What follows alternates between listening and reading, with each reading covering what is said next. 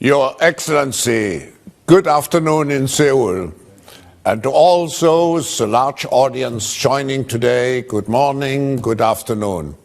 It's a great honor for us to have the President of the Republic of Korea, His Excellency Moon Jae-in, join us today for this very special dialogue. And I see you are sitting in a very well-equipped room, Mr. President. Mr. President, the world has closely watched Korea during this pandemic. We were impressed with how the government and its people have come together to combat the spread of the virus, introduce innovative ways to test, trace and treat cases, many that went on to serve as models around the world informing their own responses. We have also closely watched the measures you have announced to reinvigorate Korea's economy. The Korean New Deal, with its 3 pillars of digital, green and social safety net, resonate with many of us who view that recovery from this pandemic should also be used as an opportunity to restore and reset our society and economy, to end further polarization and to set the path for an inclusive and sustainable future. We are therefore extremely pleased that at the beginning of 2021, you are taking part in this virtual dialogue hosted by the World Economic Forum during our Davos Agenda Week, sharing your views with an audience from around the world and engaging afterwards in a discussion with leaders from business and civil society. We all welcome His Excellency Moon Jae-in, President of the Republic of Korea. Thank you very much. Respected Executive Chairman Klaus Schwab, Honorable Secretary General Angel Gurria, global leaders, I am greatly pleased to explore our path of inclusive recovery and resurgence together with global leaders at this Davos agenda. 2020 was indeed a difficult year for us all, but it was also a year when solidarity and cooperation were more desperately needed than ever before. The Republic of Korea was able to quickly make and deliver diagnostic kits in the fight to control the pandemic, thanks to the COVID-19 information that the WHO shared with its member nations.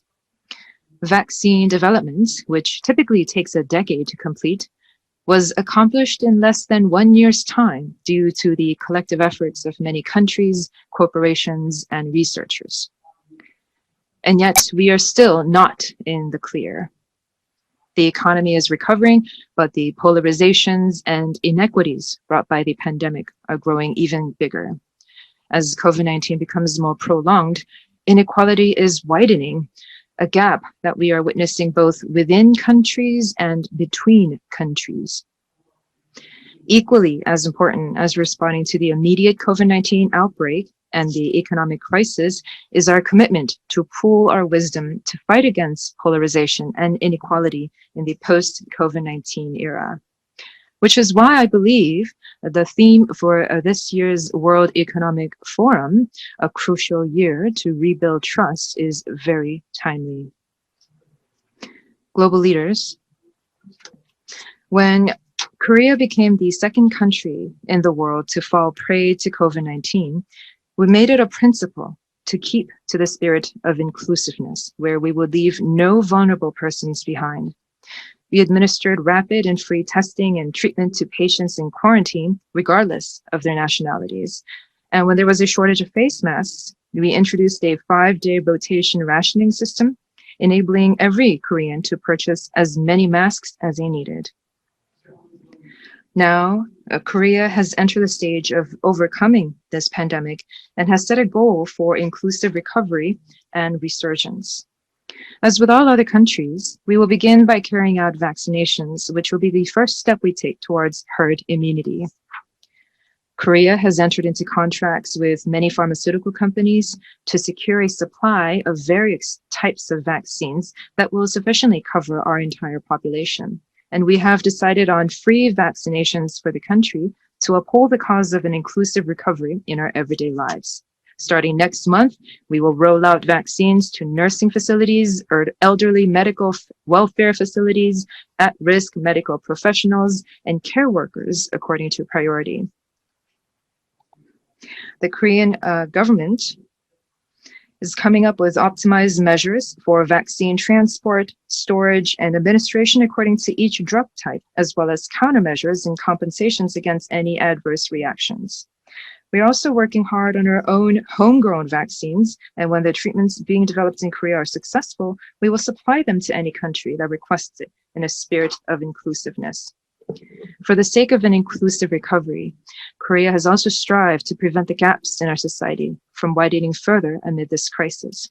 We have absorbed employment shocks through initiatives such as substantial job retention policies and creation of public sector jobs, and dramatically scaled up subsidies for low-income families to improve the distribution effect made possible by fiscal spending. The government has provided relief quickly, prioritizing those with the most urgent needs with 3 rounds of emergency relief payments, as well as job retention support, vouchers to low-income households, support funds to the self-employed and freelancers, and financial assistance to small businesses. We are speeding up efforts to bridge the gaps in our society by providing better protection to essential workers and expanding workers' compensation and employment insurance benefits to more workers. But we want to do more. We are discussing compensation measures for small businesses and self-employed individuals for losses attributable to COVID-19 related restrictions and closures. My administration and the legislature are also discussing a profit-sharing system in which the government provides strong incentives to companies that have prospered during the COVID-19 pandemic to share their profits with their hardest hit peers on their voluntary goodwill. More wisdom will be needed to work out the details, but if these initiatives are realized, they can become a benchmark for inclusive policies to use in overcoming future pandemics together. Leaders of the world. Last year, Korea achieved the highest growth rate among the OECD member countries while minimizing negative impacts to the economy. Korea's GDP ranking is projected to rise to the world's top 10, and our benchmark stock index also posted the highest growth rate among the G20 countries. The world is taking note of the stellar economic performance that Korea has achieved while carrying out an exemplary pandemic response, and domestic and foreign investors also present optimistic outlooks for the Korean economy. The Korean economy has already returned to positive growth since the last third quarter. In December, our export surpassed $50 billion in 2 years, marking an all-time high for the month of December. In the first half of this year, the Korean economy is expected to recover to pre-COVID-19 levels. And also in terms of the combined growth rate, combining the growth rate from last year and this year, we're going to record the highest growth rate as well. Amidst this fast economic recovery, the Korean people are now seeing for themselves the possibility of getting back to normal, as well as making an inclusive recovery and takeoff in the economy. We're also taking on a more daring challenge with the Korean New Deal. Through the Korean New Deal initiative, Korea will expand employment and social safety nets and attain an inclusive recovery. Our digital and Green New Deal will deliver sustainable growth for the Korean economy to reach new heights. Moreover, the regionally balanced New Deal will help revitalize local economies and enhance the quality of life for all. The Korean government is planning to inject 160 trillion won into the Korean New Deal by 2025. To be more specific, we will invest 28 trillion won to strengthen employment and social safety nets, 58 trillion won in the Digital New Deal, and 73 trillion won in the Green New Deal, thereby creating jobs and growth engines for the future.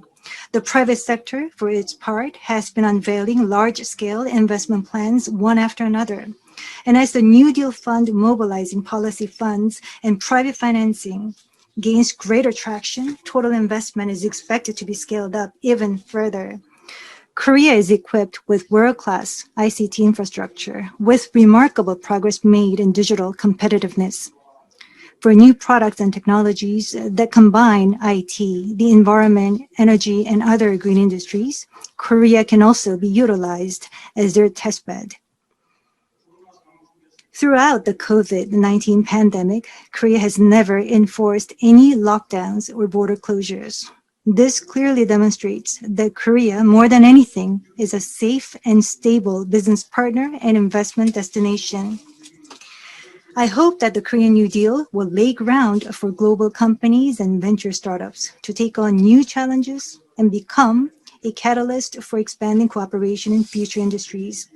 The Green New Deal represents extraordinary efforts on the part of the Korean people to enhance stewardship of our global commons, the theme of this meeting.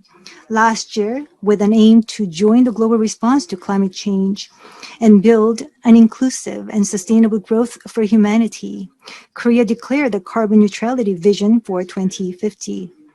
We will vigorously push ahead with carbon neutrality across all aspects of the economy and society while fostering a low-carbon industrial ecosystem. Korea will host the second P4G summit in May, through which we seek to exert our utmost effort to spearhead international cooperation in overcoming the climate crisis. On the note, I ask for your keen interest and participation. Respected global leaders, in the face of countless uncertainties and risks, there were those who never faltered but rose to the challenge. The history of humanity advanced as a result.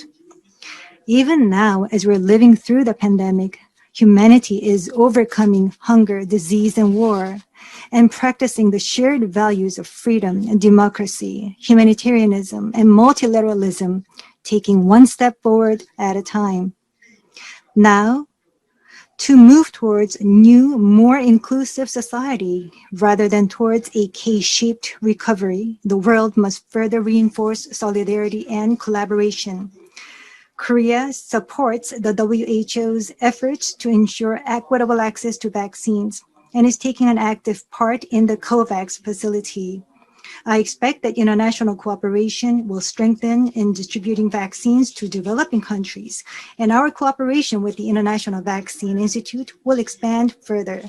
Furthermore, I hope that the actions agreed by G20 last year to support world trade and investment in response to COVID-19, as well as essential cross-border movement of people, will be facilitated smoothly.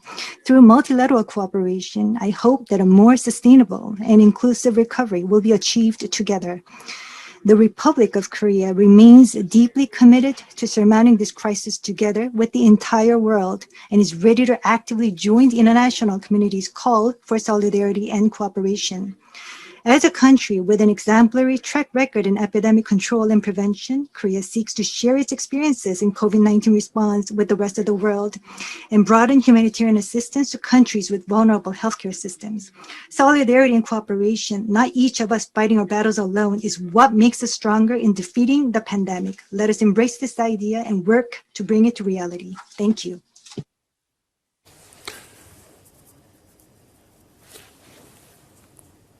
Thank you very much, Mr. President.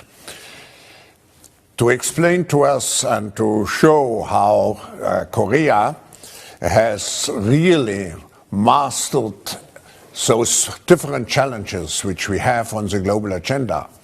Now we will go into a discussion, and we will divide the discussion in 4 different parts. First, we will look at the general environment and the challenges in the future for Korea. Second, we will look particularly at COVID and the vaccines. Then we will look at the digital New Deal, and we will finalize with the new Green Deal. So there are 4 parts, and for each of the parts, I will call on some of our participants to make a very short introductory remark, and then the President will respond. So please stick to 1 minute, But first I want to formally conclude this session and thank again the President, and thanks the President also that he is ready to interact with us to deepen some of the issues which he brought up in his speech.